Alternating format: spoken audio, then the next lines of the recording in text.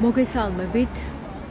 ბათუმში საპროტესტო აქციების დაწყებიდან 318 დღეა და უწყვეტი საპროტესტო აქციების მონაწილეები ისევ შეიკრიბენ საკონსტიტუციო სასამართლოსთან. ამ დღეებში აქ შეკრება მათთვის არის საკმაოდ უჩვეულო, იმიტომ რომ ყოველ დღე აქ მათთან ერთად იყო ბათუმის აქციების მე დროშე ზურა ჭავჭანიძე და ყოველ დღე ის აქ ორი დროშით მოდიოდა საქართველოსა და ევროპის დროშებით.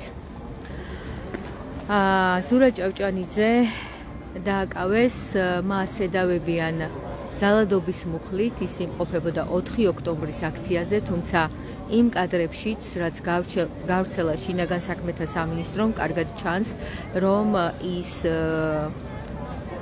მის წინააღმდეგ არ არსებობს არანაირი მტკიცებულება, რომ ის ვინმეზე ძალადობდა ან რაიმე დააზიანა, ასეთი კადრი ფაქტობრივად არ არსებობს, ის ჩანს მხოლოდ დროშით ხელში, როგორ არის შესული ათონელის რეზიდენციის ეზოში. მეტი კადრი, მეტი მტკიცებულება ზურა ჭავჭანიძის წინააღმდეგ არ არსებობს.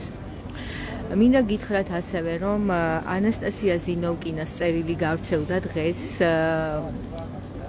დღეს ის წერს პატრიარქს იმ პირობების შესახებ, რა პირობებიც აქვთ საპატიმროში ქალებს, მინდა ეს წერილი უფრო დეტალურად წაგიკითხოთ. ღია წერილი პატრიარქს, მე ანასტასია ზინოვკინა ვარ, პატიმარი ქალაქ რუსთავში მდებარე ქალთა სპეციალურ დაწესებულებაში ნომერი 5.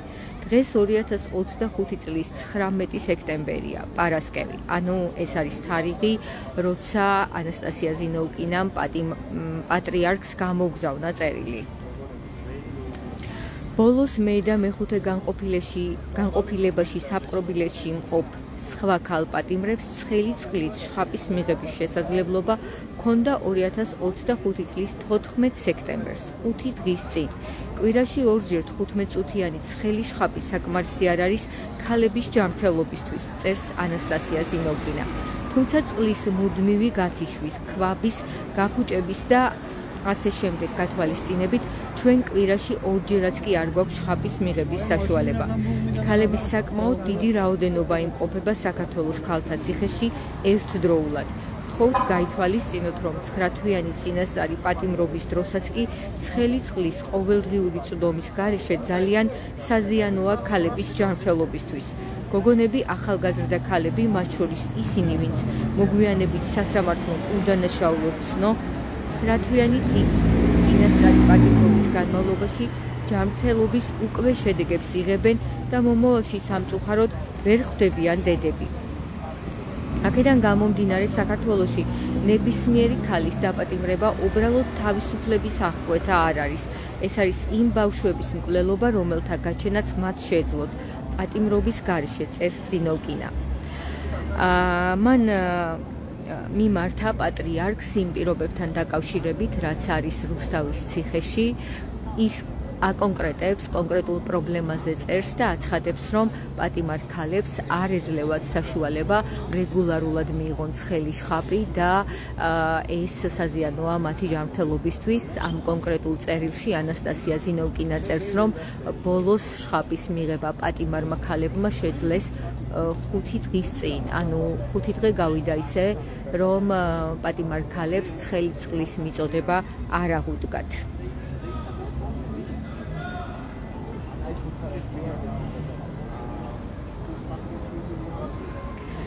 ასევე მინდა გითხრათ, რომ პატიმარ გიორგი ბაჩიაშვილის ადვოკატი დავით ჯანდიერი დაიბარეს სუსში გამოკითხვაზე, რასთან დაკავშირებითაც ადვოკატთა ასოციაციამაც კი გაავრცელა განცხადება და მკაფიოდ განაცხადა, რომ აუცილებლად დაიცავს ადვოკატს ამ პროცესებისგან. აქამდე არ ყოფილა ასეთი შემთხვევა, როცა ადვოკატი დაიბარეს გამოკითხვაზე, როგორც იცით, საუბარია იმის შესახებ, რომ გიორგი ბაჩიაშვილმა საგანში დაგეგმა საკუთარი ცემა და ამასთან დაკავშირებით, როგორც ის ამტკიცებს, მის ადვოკატსაც ჰქონდა ინფორმაცია.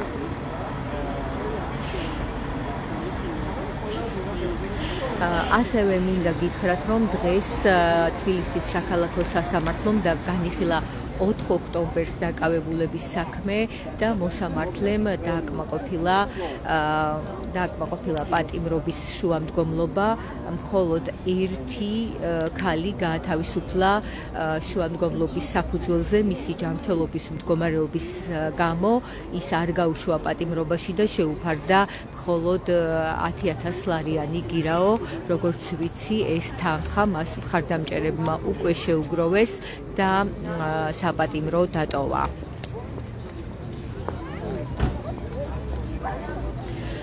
ასევე მინდა გითხრათ, რომ დღეს რეფორმერ ფიტნესის დამფუძნებელმა დირექტორმა გიორგი ფუტკარაძემ გამოაქვეყნა სახალხო დამცველის წერილი და მისი პასუხი. გიორგი ფუტკარაძე წერდა, რომ სურს სახალხო დამცველს, რადგანაც სახალხო დამცველი ხარო, ამიტომ სახალხო პასუხს გაგცემო. წერს გიორგი ფუტკარაძე სახალხო დამცველის წერილთან დაკავშირებით Facebook-ის გვერდზე და აცხადებს, რომ არ მოემსახურებიან არც ერთ მომხმარებელს, რომელიც არ აღიარებს საქართველოს და უკრაინის დამოუკიდებლობას და არ მოაწერს შესაბამის დოკუმენტს ხელს. ის აცხადებს, რომ შემოსულ მომხმარებელს აუცილებლად სთავაზობენ ამ დოკუმენტს, მან უნდა აღიაროს საქართველოს დამოუკიდებლობა და ასევე უკრაინის დამოუკიდებლობა, ეს უნდა დაადასტუროს ხელწერით. როგორც ჩანს, ერთ-ერთმა სტუმარმა ამ დოკუმენტის ხელმოწერასთან დაკავშირებით უარი განაცხადა, რის შემდეგაც მას მომსახურებაზე უარი უთხრეს, შემდეგ კი მან მიმართა სახალხო დამცველს, სახალხო დამცველმა კი შესაბამისი წერილით მიმართა გიორგი ფუტკარაძეს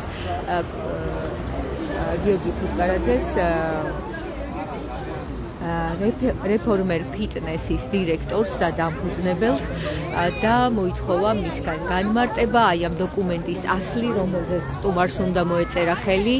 თუმცა, როგორც გიორგი ფუტკარაძე წერს Facebook-ში, მისთვის პასუხი არ გაეციათ და გასცეს მხოლოდ საჯარო პასუხი, სადაც ის წერს, რომ როგორი შეფასებაც არ უნდა მიეცეს ამ ფაქტს, ეს არ არის მათთვის საინტერესო, რადგან ოკუპანტი ქვეყნის წარმომადგენლებს ჩვენ არ მოვემსახურებით.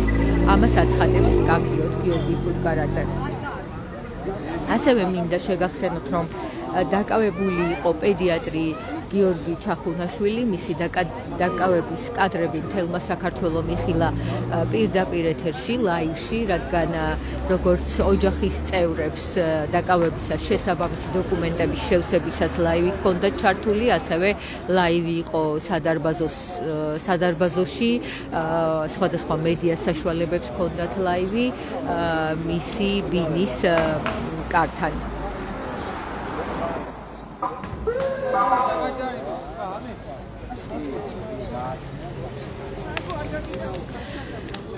გიორგი ჩახუნაშვილი გირაოს სანაცვლოდ, საპატიმრო გირაოს სანაცვლოდ გაათავისუფლეს, მას 20,000 ლარიანი გირაო შეუფარდეს, რაც ერთ დღეში შეუგროვეს მხარდამჭერებმა და გიორგი ჩახუნაშვილი უკვე არის თავისუფალი.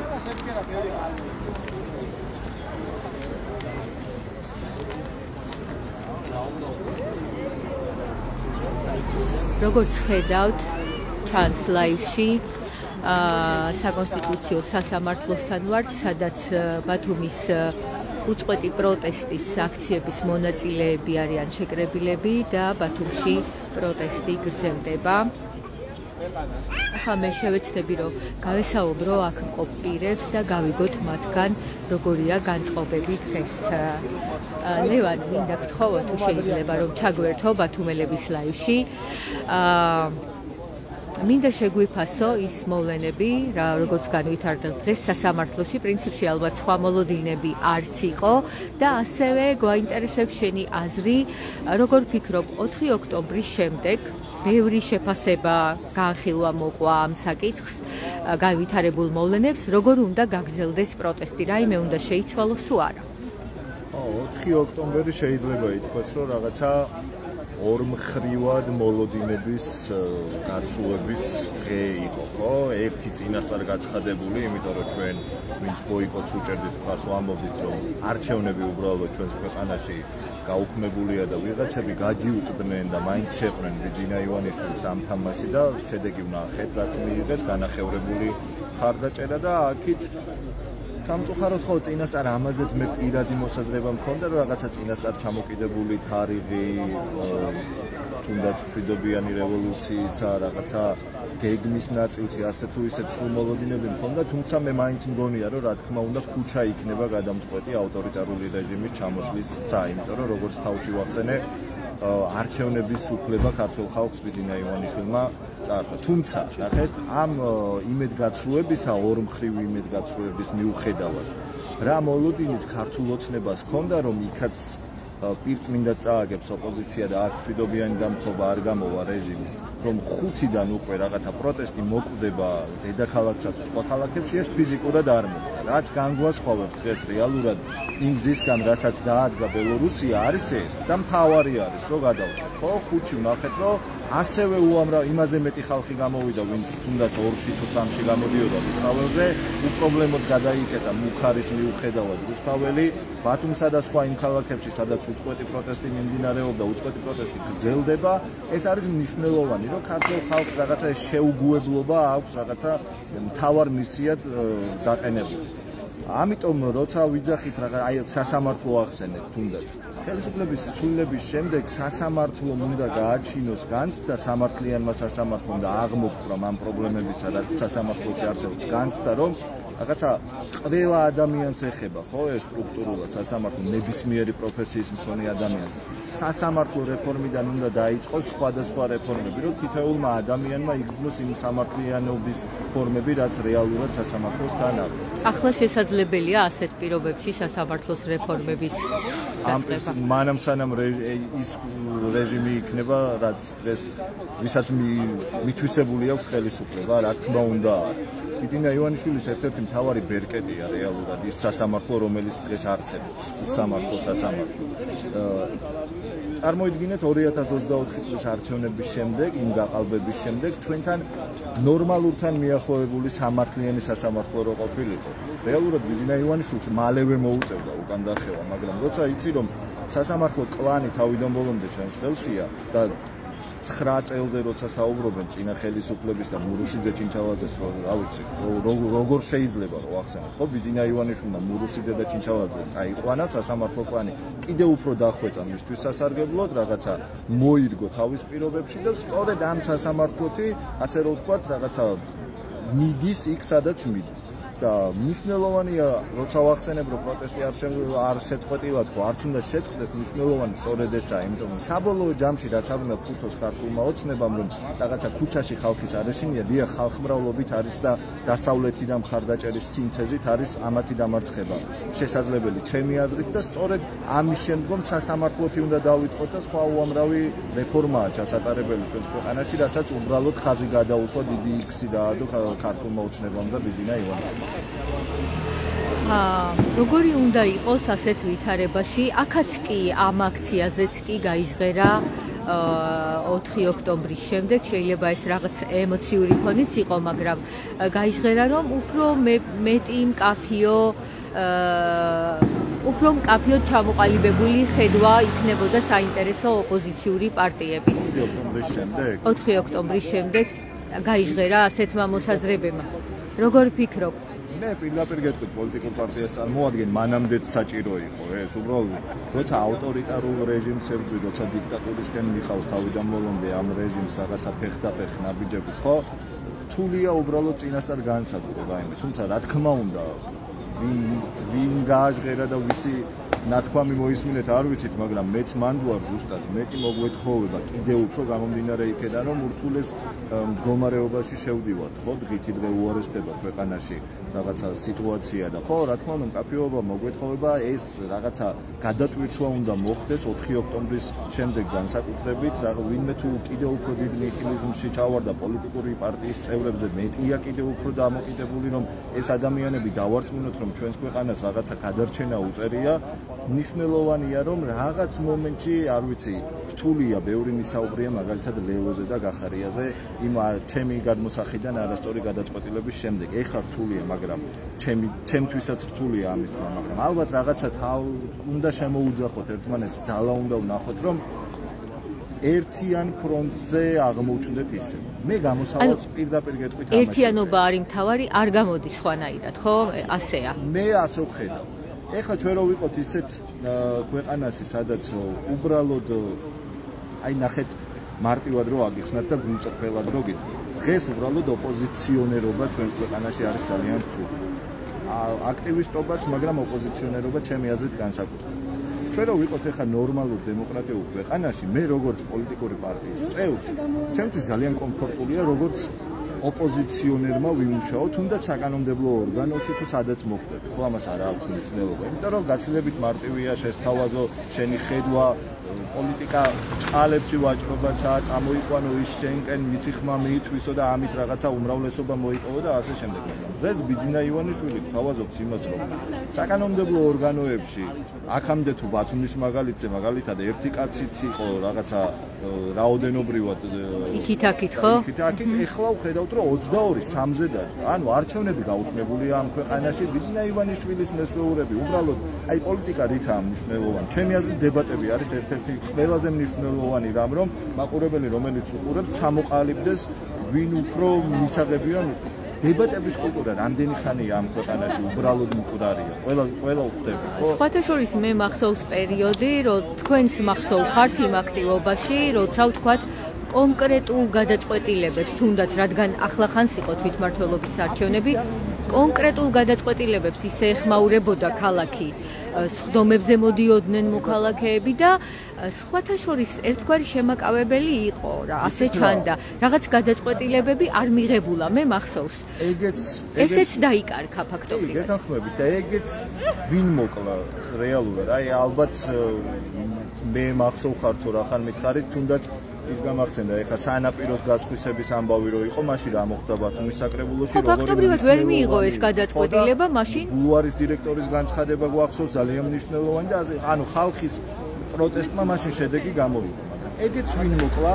ჩვენ გვახსოვს, რომ 2021 წლის თვითმმართველობის არჩევნების შემდგომ რაღაცა რემონტი მიმდინარეობდა ბათუმის საკრებულოს შენობაში, 6 თვე სხვადასხვა შენობებში გაიმართა ეს სხდომები საკრებულოს და შემდეგ რო დაუბრუნდით მოიმიზეზეს, რომ იცით რა, ეხლა საკრებულოს წევრების რაოდენობა გაიზარდა და ამიტომ მოსახლეობის ჩართულობა ისეთი ვეღარ იქნება, როგორც მაგრამ ეს ხო თუ იყო შესაძლებელი მაგალითად რომ მოქალაქეები შეკრებილიყვნენ და არ მიეცათ საშუალება რომ გაესხვისებინათ სანაპიროზე რაღაც ტერიტორია, იმის დაშვება რამდენად იყო შესაძლებელი რომ მოქალაქე ვერ შესულიყო უბრალოდ სხდომაზე.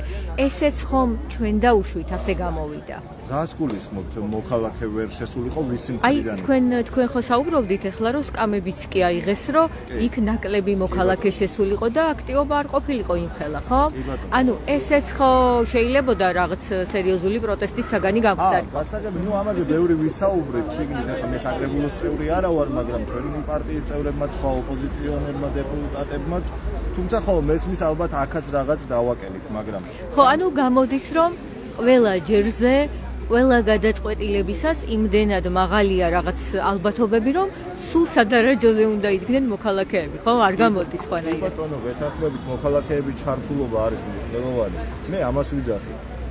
აი უცებ რო გადავუხვიოთ, რაზეც თავიდან დავიწყეთ, ალბათ. ჩვენ რომ დღეს აქ არ ვიდგეთ, დედაქალაქში ყოველდღიურად რომ არ ხდებოდეს ის, რაც ხდება, საერთოდ და მივიწყებული ვიქნებოდი. ჩვენ ხშირად ვიძახით, რომ რაღაცა ევროპა აგვიანებს, ამერიკა აგვიანებს, ყურადღება ნაკლებს.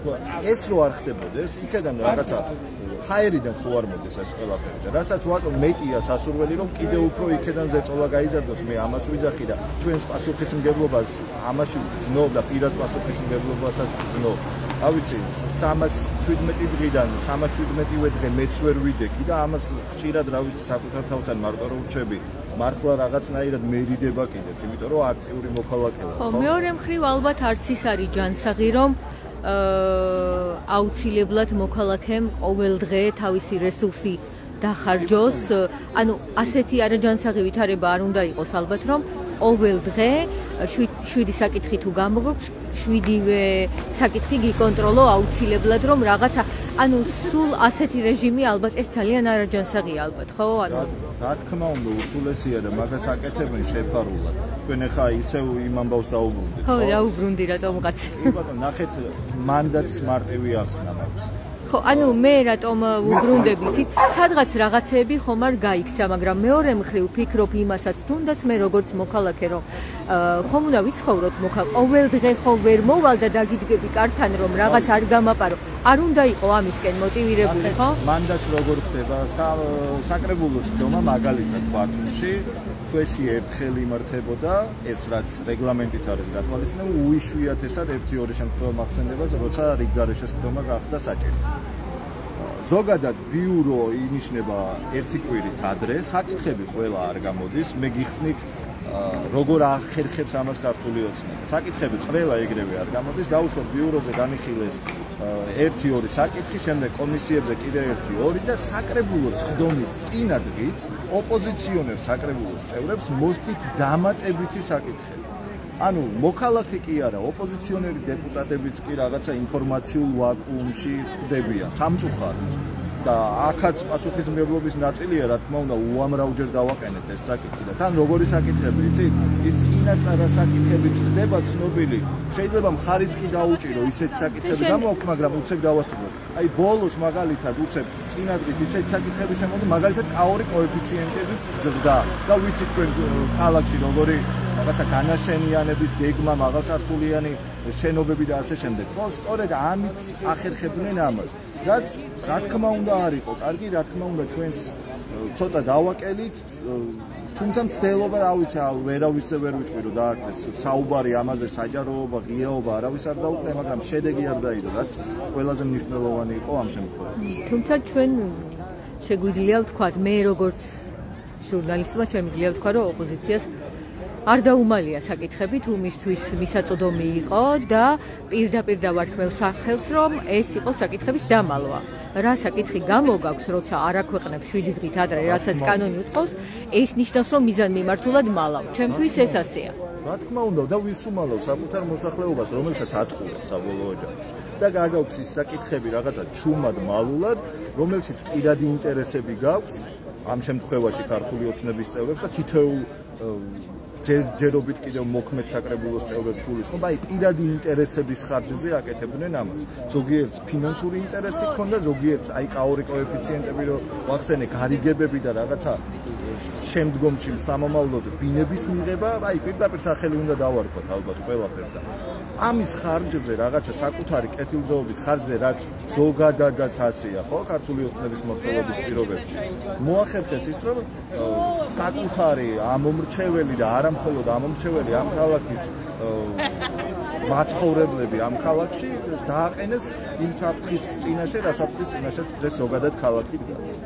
მადლობა ლევან გორგილაძე საუბრობდა ჩვენს ლაივში ის პარტია ახალს წარმოადგენს როგორც ხედავთ ბათუმში საპროტესტო აქცია გრძელდება საკონსტიტუციო სასამართლოსთან ცოტა ხნის წინ გითხარით ანასტასია ზინოვკინას წერილთან დაკავშირებით მან გასაჯაროვა წერილი რომლითაც სექტემბერში მიმართა პატრიარქს სადაც ის წერს რომ ქალებს ციხეში არ აქვს საშუალება ყოველდღე მიიღონ შხაპი არა მხოლოდ არ აქვს საშუალება ყოველდღე მიიღონ შხაპი არამედ ის აკონკრეტებს წერილში და წერს რომ ბოლოს შხაპი 5 დღის წინ მიიღეს რაც ქალების ჯანმრთელობისთვის პრობლემაა ამას ხაზს უსვამს ანასტასია ზინოვკინა რა რეაგირება მოყვა ამ წერილს ჩვენ არ ვიცით ის წერს ასევე რომ ეს განრიგიც მცირდება როცა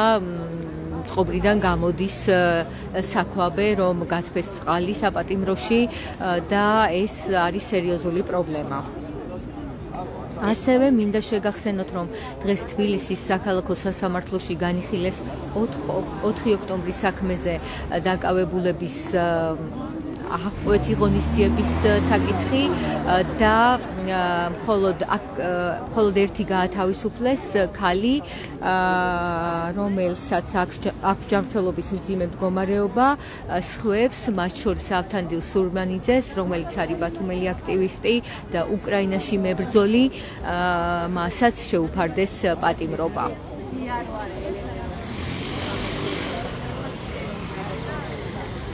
როგორც ხედავთ, აქ რჩებიან მოქალაქეები. მე შევეცდები რომ გავესაუბრო რამდენიმე მათგანს ისევ. ქალბატონო ინდირა, მინდა გთხოვოთ ბათუმელების ლაივში თუ შეიძლება.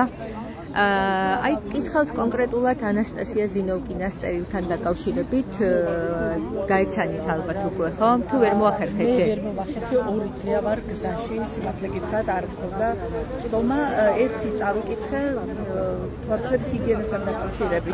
ხო, გითხრე წერს ამ წერილში, სექტემბერში არის წერილი მიწერილი პატრიარქისთვის, სადაც ის წერს, რომ ქალებს არ ეძლევათ საშუალება ცხელშხაპი მიიღონ და ბოლოს 5 დღის წინ მოახერხეს რომ შხაპი მიეღოთ.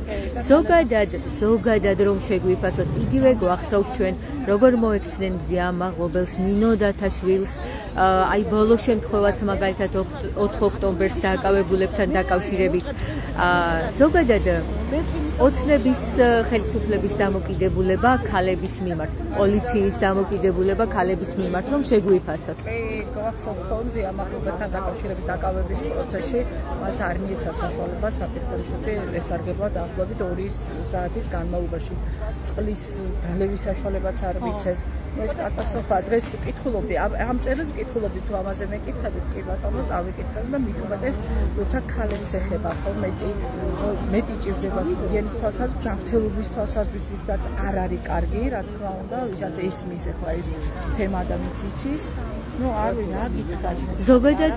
ზოგადად რაღაც ძალიან აგრესიულ დამოკიდებულებას ხედავთ, ხო? დათაშვილის მიმართ ისეთი ინფორმაციის გაცემა, რომელიც პირადი ინფორმაციაა და არ უნდა გავრცელებულიყო, ხო?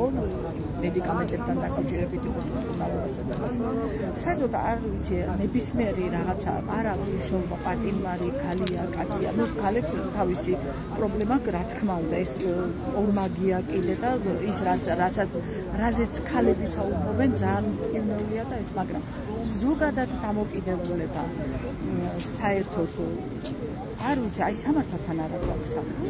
როგორ არის საქმე? სამართალთან არა გვაქვს საქმე. კანონზე უნდა იყოს კანონის ენით უნდა ვლაპარაკობდე და უნდა იყოს დანაშაული. აი დანაშაული არ არის, ფაქტები არა აქვს.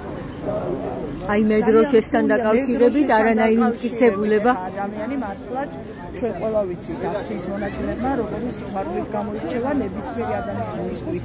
და ეხლა მედროშე რო არაფერს ქვეყნის გადატრიალებას და არც არავინ არ ახდენდა იქ ქვეყნის გადატრიალებას, ყველა მშვიდობიანად იყო ჩასული და ყველა მშვიდობიანად იყო და ზოგადად უნდა ხდებოდნენ ადამიანები, რომ 13 წელი ერთი და იგივე მთავრობა ქვეყანას არ უნდა მართავდეს.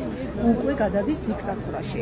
მე თუ მკითხავთ 4 წლის ერთი ვადით ერჩეოდა მთავრობა და მე უნდა მოხდეს ჩამოწოება. 13 წელიწადია. ეხლა დღეს ვლაპარაკობდი, რომ პროპაგანდა მუშაობს იმედის, აი ნახეთ, ძალიან პრაქტიკულად უნდა შეხედონ მდგომარეობას. თუ ეხლა ბათუმთან დაკავშირებით ვინაიდან ახლოს არის, ისაც უწევს ხარდასო, უნდა ნახო სარფის საპროცედურო როგორ გადადიან აქვე ახლო ქემალთაშაში პროდუქტის საყიდად. ანუ რატო გადადიან უცხო ქვეყანაში და პროდუქტი რა არის ახლა რაღაცა ისეთი ხო შაქარი და შაქარს იყიდულობენ ადამიანები. აი ახლა თუ ჩემს ქვეყანაში არის ეს ხელმისაწვდომი იაფი და მე იმ ხელფასით შევძლებ რომ საჭმელიც ვიყიდო რაღაცა ადამიანურად ვიცხოვრო ხო მარტო ჭამა ხო არ არის ქვეყანაში მინდა რაღაცა აი შვილიშვილებს მოკიდო ხელი გაასეინო და ამის საშუალება სხვა ქვეყანაში რატო წავალ სავსეა საბაჟო ყოველთვის გადადიან მოაქვთ ეს ერთი ხელფად ესია რომ საკმარისი არ არის და მოხუცებულს არც სამლისთვის ყოფნის და 20 ლარით იზრდება 20 ლარით იზრდება და პრეზიდენტის ხელფასი 1400 ლარით იზრდება თუ რაღაც 1200 ლარი ისედაც საკმარისი არ არის წამალი ჭირდება ყვება ჭირდება მარტო წამალი და ყვება ხარ მოხუც უნდა რაღაცა სხვა რაღაცები ან ტურნებასაც არ საჭიროა მოხუცებულმა თუნდაც რა ვიცი გაისეინოს თავის მეუღლესთან ერთად ასაკობრივად არ აქვს მაგას ისეთი მანდამა იცი წამალი და საჭმელი რომ ვიძახოთ ყველაფერი ჭირდება მე სიამოვნებს ევროპელი მოხუცები რომ ჩამოდიან თავშოთ ჩემს ქვეყანაში და მათ აქვს ის საშუალება რომ სხვა ქვეყანა მოინახულოს ეს ჩემს პენსიონერს არ აქვს ამ საშუალება რა ვიცი რომელი ერთი ჩამოგითვალ რაში ჭირდება ადამიანს რომ მანდამაიც ტელევიზიას უნდა უსმინო და მისი პროპაგანდის ქვეშ მოეწე შენს თავში ხო ხდება ეს პრაქტიკაში შენს თავში ხო ხდება რომ ხელფასი არ ყოფნის პენსია არ ყოფნის სხვა ქვეყანაში საჭმელისთვის გადადიან კიდე კაი რომ კიდე არსებობს რამდენი მე რას უყურებ ნახეთ ასაკოვანი ადამიანები მე შევესწარი ძალიან ბევრჯერ სხვას ეხმარებიან ჩანთის გადმოტანაში და 5 ლარზე და 10 ლარზე მუშაობენ ასაკოვანი პენსიონერი ადამიანები ეხმარებიან რომ აი ჩანთას წამოგიღებ და ამაში უხდიან თანხას რომ მოეხმარა და მე არ მინდა ასეთ ქვეყანაში ჩემი ხანდასმულები ცხოვრობენ ასეთ მდგომარეობაში მე ამას რატო ვერ ხვდებიან რომ ჩვენ ქუჩაში ვართ უკვე 300 მე-8 დღეა დღეს მე-18 თითქმის წელიწადი სრულდება რომ ჩვენ იმიტომ დგავართ აქ რომ შენი უკეთესი მომავალი იყოს შენი შვილების უკეთესი მომავალი იყოს ჩვენი ხანდასმულები ღირსეულად ცხოვრობენ ღირსეული პენსია გქონდეთ ღირსეული ხელფასი გქონდეთ თუნდაც აი ხანდახან მე ერთხელ ვიხარი პოლიციაზე მე თქვენი ხელფასისთვის უფრო დგავარ აქ ვიდრე ჩემი მე არ მუშაობ ახლა არ ვარ დასაქმებული პოლიციის პროკურორის მოსამართლის და ასე შემდეგ ხელფასები ევროპაში ყველაზე მაღალია მასწავლებლის ხელფასი თქვენ რომ ღირსეულად და აი ვინც არ უნდა იყოს თავობაში თქვენ უნდა დაიცვათ მოქალაქე და არა თავრობის წევრის მას მოეთქოთ სურვილს მე უნდა ვიყო თქვენგან დაცული ამისთვის ვგავარ თქვენი მუდირი რაც გაცვიათ ის 100% შეასრულო რა არის უნდა იყოს ყველა მოქალაქის ცხოვრება ყველა მოქალაქის სამართალი დაცული რომელ სამართალზეა საუბარი დღეს რა მოვისმინეთ დღეს იყო თქოში აღარ მახსოვს ზუსტად რომ მოსამართლე ერთ-ერთი პატიმარს აქვს მესამე სტადია სიმსივნის ვარ ვწდები იმიტომ რომ ხა გაჟღერდა და 4 ოქტომბერს დაკავებულებიდან ბევრს აქვს ჯანმრთელობის სერიოზული პრობლემები ისეთი სიმსივნის მესამე სტადია დიდი მოვლა არ გჭირდება ისეთი ეს რას ნიშნავს მე ვერ ხვდები აი ერთი შემთხვევა მქონდა კიდე პენსიონერის ის განვადების გაკეთება უნდა რაღაცის შეძენა უნდა ანაცოდა ასაკობრივად ანუ ამ ხალხს არ მოუვიდა არ დაუმტკიცეს ეს განვადება და ასაკობრივად არ გეკუთვნით ასაკობრივად რა ამ ხალხმა უთხრა რომ შენ ან პენსიონერი კი არა ანუ ასაკობრივად მუშაობდა და არ დაუმტკიცეს მე არაფერი არ მაქვს რომ პატარა ტელევიზორის ვიდეომ და არც ეს ხმა გავსვალინა ანუ პირდაპირ მეუნებით რომ გარდავიცვლებიო ვერ მოვასწრებო ამის და მეტი არაფერი არგუმენტი არ გქონდა ეს დამოკიდებულება არ ვიცი აი არ ვიცი ადამიანების მიმართ არის სასტიკი და საშინელი დამოკიდებულება და ხა მადლობა სინდისის პატიმრები აქვს ჩვენ ყოველდღიურები აი ამ დავას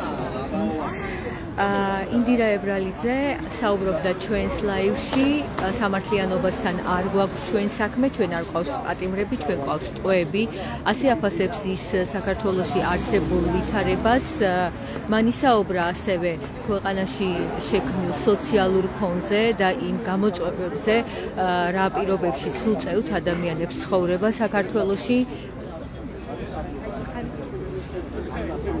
ასეთი ვითარება საკონსტიტუციო სასამართლოსთან საპროტესტო აქცია გრძელდება. მე ამით დაგემშვიდობებით, როგორ ვითარდება ქვეყანაში მოვლენები, ასევე 4 ოქტომბერს დაკავებულების საქმეებზე წაიკითხეთ ბათუმელები ჯიზე და ნეტგაზეთი ჯიზე. მადლობა რომ გვიყურეთ.